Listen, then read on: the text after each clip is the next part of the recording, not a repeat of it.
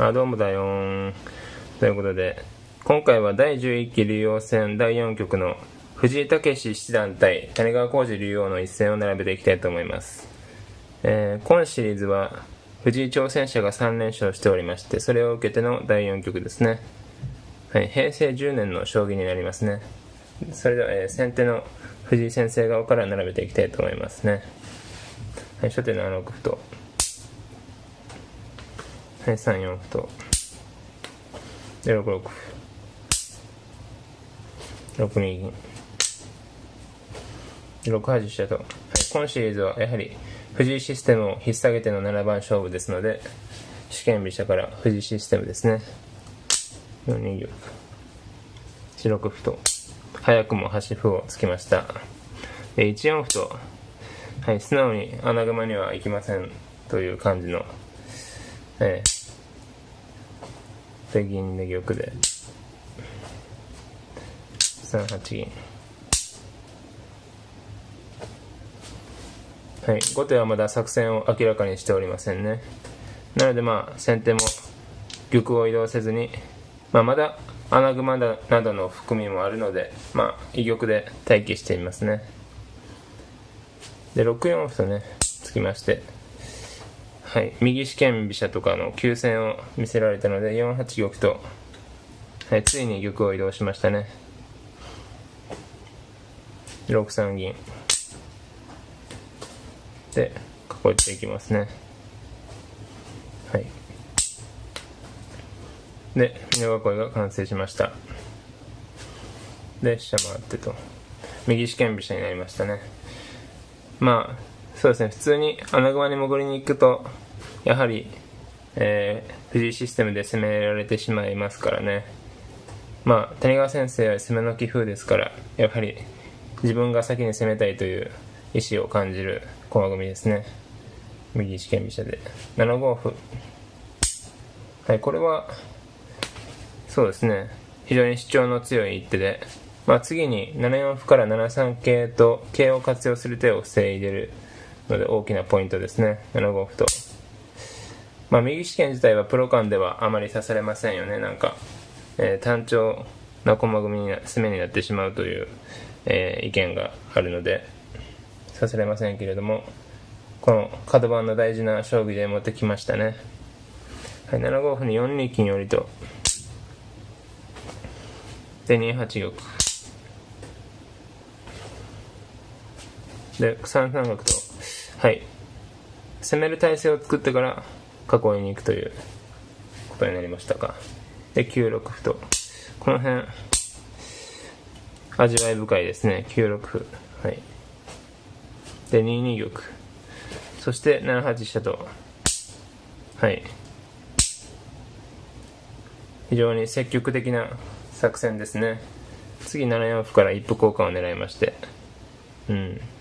9六歩とついたのは、やはりどういうことでしょうかね。2二玉とやらせてこの瞬間寄りたいという感じですかね。手待ちの意味が強いんでしょうか。9七角という筋も生じてはいますけれども、はい、7八飛車に6五歩、同歩、8八角成、そうですね、右四間対四間飛車ですと四間飛車側が待ちの作戦になることが多いですけど、本局はうまく、主導権をというか攻めさせてる感じですからね。7八飛車と回って、はい、動く手も見せながらと、8八角成同飛車に3三角と打ちましたね。はい、7七角と合わせて6五銀で6六歩と抑えました。で5四銀ですね。同銀でさばき合うと、最後王手飛車がかかりますね。それが2二玉とやらせている効果で、ここで5五角で王手飛車になりますと、9六歩と3二玉の交換を入れてなければこれがないんですけども、はい、これで飛車取られるのはかなり厳しいところですよね。はい、まあ、本譜は6六歩に5四銀と引き上げて、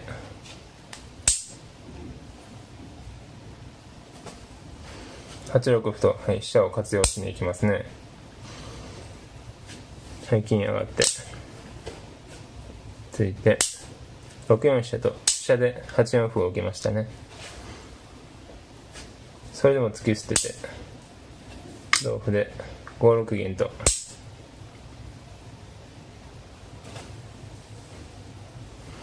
で9四歩に6五歩と一気に、大さばきに出ましたね。まあ同銀で交換して同金右で取りましたね。で5五銀とね、6一飛車に8四飛車で非常に見事なさばきですね。こんなに綺麗にさばけたら気持ちいいでしょうね。で8八歩と小技で切り返しますね。7二角と飛車を置いて8一飛成で桂を取られて角成と取って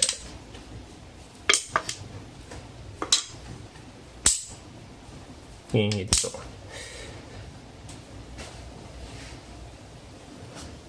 まあ同銀で、